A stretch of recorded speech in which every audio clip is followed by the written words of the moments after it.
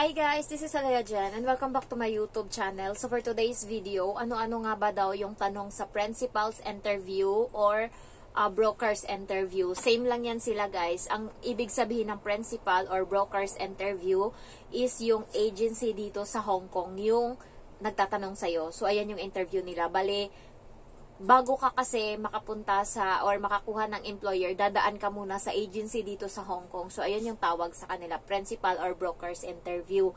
Sila yung importante kasi sila yung nag-ahanap sa'yo ng amo dito sa Hong Kong. Sila yung nagmamarket sa'yo, sila yung nag-o-offer sa'yo sa mga prospective employer na, ayan, kunin mo yan, magaling yan, ganyan, may mga ganyan. So, sila yan, sila yung nagsasuggest kasi kailangan din minsan ng employer kasi sila mismo yung nakakausap mo.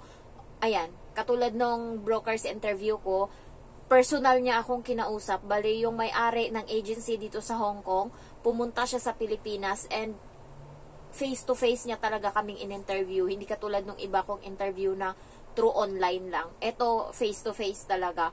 And guys, isa sa dalawa yung broker's interview ko, yung tatlo pala, yung Garford. So, pero matagal na yon 2019. Medyo mahirap yon. Yun naman, 4 kami sa room. And ako muna yung tinanong. And ito, ganyan, sa Garford. Kilala yan dito na agency sa Hong Kong. Medyo sikat siya. Yung mga tinanong sa'yo is, what is your name? Ayan, introduce yourself talaga.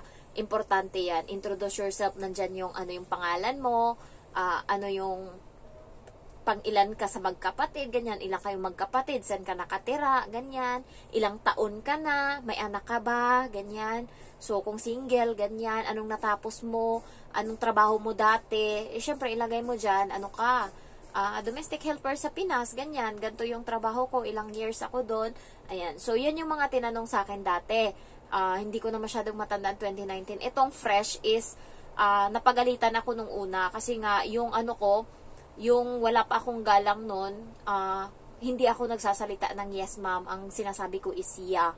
So, bawal yan. Huwag kayong gumamit ng word na yeah kasi siya, unpolite or hindi naman siya disrespectful pero parang wala kang galang. So, sinabihan ako ng agency ng Hong Kong na huwag ko daw gamitin yung word na yan. So, ayun. Introduce yourself. Ganon din uli. Tapos, may follow-up question sila ngayon sa'yo. Tatanungin kanila kung may alam ka ba sa childcare? Kasi nakalagay sa kontrata mo dyan or nakalagay sa biodata mo, nag-alaga ka ng bata. So, anong ginagawa mo? Sabi ko is hinahatid ko yung bata sa school and then sinusundo ko siya paghapon, ayan, tas naglalaro kami, tinuturuan ko din siya sa assignment niya, yan yung mga sinabi ko. And also, ako yung nag-aalaga, nagpapaligo sa kanila, sabi kong ganon. And sabi niya, pag may sakit yung bata, ano yung gagawin mo? Sabi ko, i-check ko muna kung may lagnat siya, tapos pagka wala, tapos iba pa rin yung pakiramdam niya, itatawag ko kaagad sa mama, i-inform ko kaagad para ma-actionan siya. Yun yung sabi ko. And sabi ganun, kung may experience ka sa newborn baby, paano mo siya i-handle? Ang sabi ko is, pagpadedein siya, dapat may oras yung pagpadede, and also pagkatapos magdede is hindi mo siya kaagad ihiga. Kailangan mo siyang ilagay dito and ipa-burp mo siya bago mo maging okay na yung bata na pwede mo na siyang pwede mo siyang ihiga, ganyan. And also, kung umiiyak yung bata, ano yung possible na nararamdaman niya? So, sabi ko una is, pwedeng gutom siya or kaya masakit yung tiyan. Other is pwedeng basa yung diaper niya or tumai siya, ganyan po.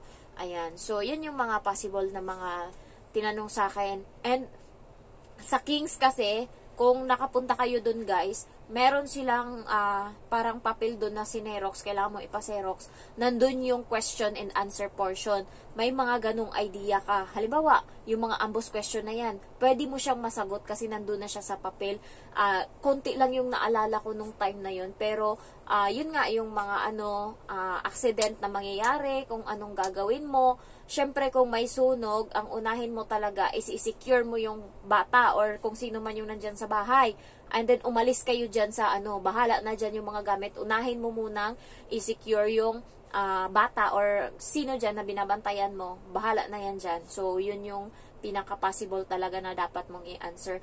And sa broker's interview, doon ka din nila, titignan nila yung ngipin mo. Sabi sa akin, can you remove your mask? Ayan. Tapos, ayan, can you show me your teeth? Sabi ganun. Ayan. Tapos, ayan, wala na. Kasi may ibang amo na, arte, ayaw nila ng, ng sira yung ngipin, ganyan. So, yun talaga. Dito sa bahay namin, kaya siguro pinaganon ako kasi nga dito sa bahay is matitino mga ngipin ng mga amo ko. Malilinis, alam mo yon. Hindi katulad ng ibang, di ba, mga Chinese na madidilaw, na mabaho. Sa kanila maalaga sila sa ngipin nila. Yung amo ko lang lalaki, minsan dugyot, hindi nagtututbrush sa gabi. Pero all in all, maalaga sila sa ngipin nila dito. Kaya nung pag-interview sa akin is pinatignan din sa akin yung ngipin ko. Also, tinanong ako kung marunong ba ako gumamit ng mga appliances. Sabi ko, ang alam ko lang gamitin is yung rice cooker, plancha, ganyan. Ano pa yun? Sabi ko, pero sabi niya yung vacuum, marunong ka? Sabi ko, opo. Kahit hindi ako marunong. Matutunan nyo naman yun guys sa TESDA. Kaya sabihin nyo na lang, opo, marunong ka. Pagdating naman dito sa Hong Kong, tuturuan ka naman nila. Kasi iba-iba ng, halimbawa, yung mga appliances nila dito is iba-iba ng brand. So, iba-iba din ang way kung paano gamitin. Kaya tuturuan ka talaga ng amo mo. Unlike, masira mo yan. So, yun yung mga tanong. And also, okay lang ba sa'yo na yung day off mo is international or hindi siya natapat ng linggo? So, ang sagot mo lang dyan, oo lang. Sabi ko, opo. Sakto naman, yung day off ko is Sabado. Yun yung kaya pala tinanong ako nung kasi Sabado pala yung magiging day off ko, hindi pala linggo. Guys, mas maganda mag day off ng Sabado. Alam mo yung bakit? Hindi siya crowded. Kapag linggo, parang ang lahat ng mga Pilipino dito sa Hong Kong, halos 80% is nagdi-day off ng linggo. Kaya ang dami-daming tao, siksikan, train, lahat-lahat, maingay, puro Pilipino maririnig mo. Kapag Sabado, medyo konti lang. Hindi ganun kadami. So, kapag Sabado, nakaka-enjoy pa kami. Katulad ngayon, nag-enjoy kami na magala-gala kahit saan. Hindi siya ganun kadaming tao. Mas maganda din. Kasi hindi naman lang ikaw yung nagdi-day off ng Sabado. Marami din. So, marami ka rin magiging kaibigan. Katulad ko, marami ding mga nag-day off ng Sabado. Kaya sabay-sabay kami kaninang gumala. Ano pa yung iba na tanong is, okay lang ba sa'yo na may matanda sa bahay? Kung yung pagkain is ganyan, so anong gagawin mo? Halimbawa, ganyan. So, sinabi ko is, pwede naman akong manghingi ng pagkain sa amo ko, mag-request, ganyan, sinabi ko. And ano pa yung tanong sa akin? Pinatayo pala ako guys, pinapicturean ako. Dapat pag nagpicture, ganun yung kamay nyo ha. Kasi baka yung ibang kasama ko is nakatayo lang na tuod, hindi ginanon. Kasi dapat all package, full package ka na kapag interview. Bigay mo na lahat na meron ka. Show off na lahat. Ganun ako kasi kapag interview. Ayoko kasi na nababagsak ako. Kahit dati pa nung nag-a-apply ako na sales. Isang beses nabagsak ako nung nag-interview sa Ali Mall. Diyan, SM. And then nabagsak ako. Lupasay talaga ako doon. First time nabagsak ako sa interview. Lupasay ako sa hagdan. So pinangako ko sa sarili ko na sa susunod, gagalingan ko na talaga, ibibigay ko na yung best ko. Kaya, yun, ginagawa ko. Every time may interview ako, sinusure ko talaga na hindi ako, alam mo yun, hindi ako magiging kawawa. At least kung hindi man ako matanggap, binigay ko yung best ko. So, tinanong pa pala sa akin nung isang broker's interview, kasi 3 sila. Tinanong sa akin kung, sa probinsya mo. Sabi ko, sa Negros po. Ayan, Negros. And then, how long it takes to travel to Manila. Sabi ko, if you travel by ship, 1 day and 1 night. If plane is 1 hour or 2 hours. Sabi niya, so anong ginawa mo? Nandyan ka sa kasi nagsinungaling ako doon sa pangalawa kong interview, kaya pinanindigan ko na. So paano ka nabubuhay dito sa Manila? Sabi ko, tumira muna ako sa kapatid ko dito. May kapatid ako sa Manila. So habang nag-a-apply ako is doon muna ako tumira sa kanila para ako dito, makakapag-apply, makakuha ako ng amo. Alam mo, ang dami niyang tanong sa akin, tapos siya pa yung walang nakuhang employer sa akin. Buti pa yung isa na hindi ganun katanong, yun pa, doon pa ako mabilis nakakuha. And guys, galingan nyo and always smile kayo kasi yun yung kailangan. Ayaw ng mga Chinese nang nakasimangot. Hate na hate nila yan. Kaya dito sa bahay magaan lang din yung flow or ng pakikisama namin kasi nga nakangiti ako always dito. Kahit na yung boses ko is malaki, kahit sa lahat dito sa bahay, ako yung may mataas na boses, malaki, ako yung parang bossy, pero napapansin naman or nakikita naman ng amo ko na ganun lang talaga ako. Pero yung kaloob-looban ko and especially yung ngiti ko, ganyan, is hindi nila ako nakitang sumimangot. So, ayun yung importante sa interview na dapat palang ngiti ka. Isa yun sa plus point. Ayaw nila ng nakasimangot kasi may mga pamahiin yan sila minsan. Ayan. Also, kapag interview, white yung t-shirt na susuotin. Ayan, para mas presentable tignan. And walang makeup. Yung kamay is dapat walang kulay and also nakakat yung nails para kasi minsan pinapa-show off yan nila, show me your hand, ganyan. So pinapakita pa talaga. And also kapag may tattoo, minsan may nagtatanong sa akin, depende lang talaga sa agency kung matatanggap ka kapag may tattoo ka. May iba tumatanggap, kailangan sabihin mo talaga sa kanila, may tattoo ako, ganyan, visible, ganyan.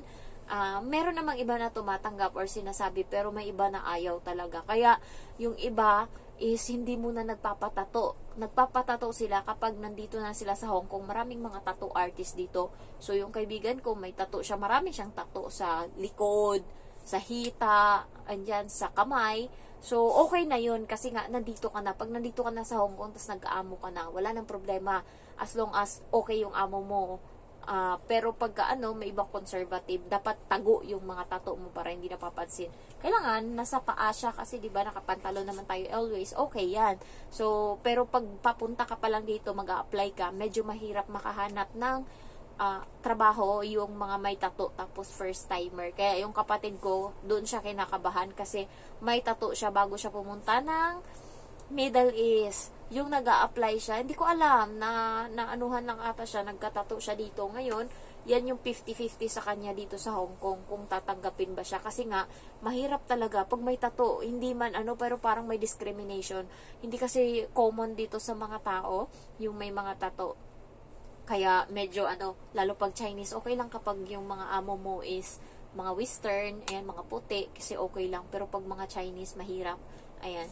So, next na interview is mga appliances, ganyan, kung marunong ka, kung paano mo ngayon i-handle yung pressure sa loob ng bahay, anong gagawin mo. Sabi ko, kapag may nandyan yung bata, priority ko talaga yung bata. Anything kasi na mangyari sa kanya, ako yung malalagot. Kaya yung mga gawaing bahay dyan, i-set aside ko muna yan. Kapag tulog siya or kapag tahimik siya naglalaro, pwede kong gawin yan, ganyan. Pero hanggat maaari is bata talaga yung focus ko. Sinabi ko talaga yun. Dapat guys, ganun kayo. Kasi importante sa mga parents dito, yung bata talaga, pinaka-favorite nila, talaga, mahal na mahal nila yung mga anak nila dito. Kaya, yan talaga yung kailangan i-priority nyo. Also, ano pa ba? Medyo lasing ako ngayon kasi uminom ako.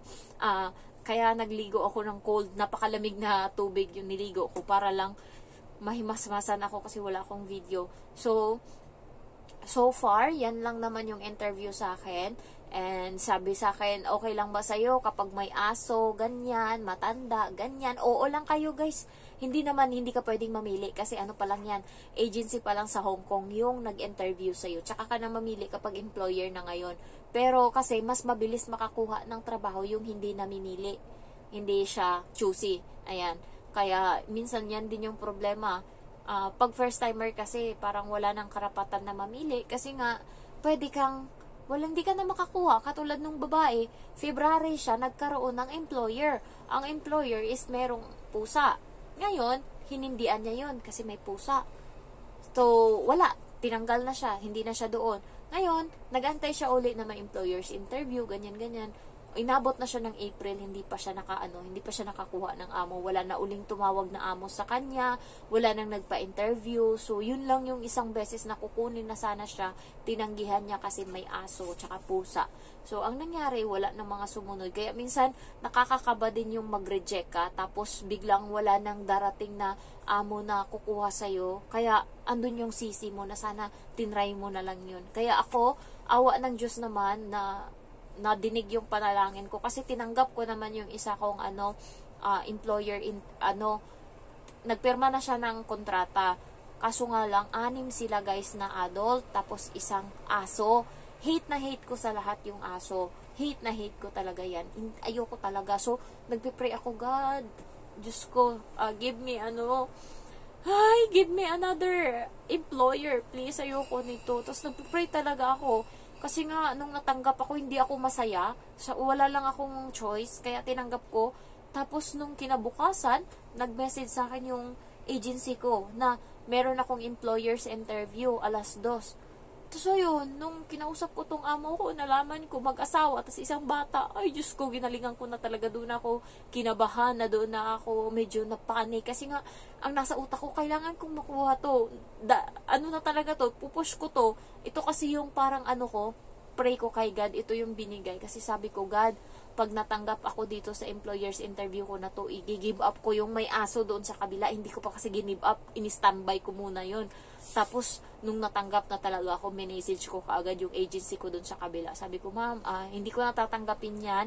Uuwi ako ng probinsya. Kailangan kong samahan yung parents ko kasi, ayun, nagbago yung isip nila. Tapos sabi nung agency, baka magbago pa yung isip mo, bibigyan kita ng 1 linggo para mag-isip, antayin ko yung reply mo pagkatapos. Sabi ko, hindi na talaga po. Bumili na ako ng ticket, uuwi na ako ng probinsya. So, wala na siyang nagawa. Ang di niya alam is, pumirma na ako doon, nag-medical na ako doon sa kabila. So, ganun guys, basta para sa'yo, para sa'yo. And, sabi ko talaga sa sarili ko, pag, ito na talaga yung last na amo ko dito sa Hong Kong, ayoko na ng ibang amo. Natatakot ako kasi hindi ako marunong sa gawaing bahay. Kaya, sila lang yung nagtiyaga sa akin. Kaya, susulitin ko na to hanggat gusto ko pa magtrabaho dito sa Hong Kong, sa kanila lang ako. So, bahala na kung buraot sila sa pagkain. Okay lang yun. Basta hindi ako stress, hindi ako yung, pinapabayaan na, alam mo yung sinisigawan. Bobo ka, ganyan ka, ay puta. Buti na lang. Salamat. Thank you for watching guys, and I love you all. Bye-bye.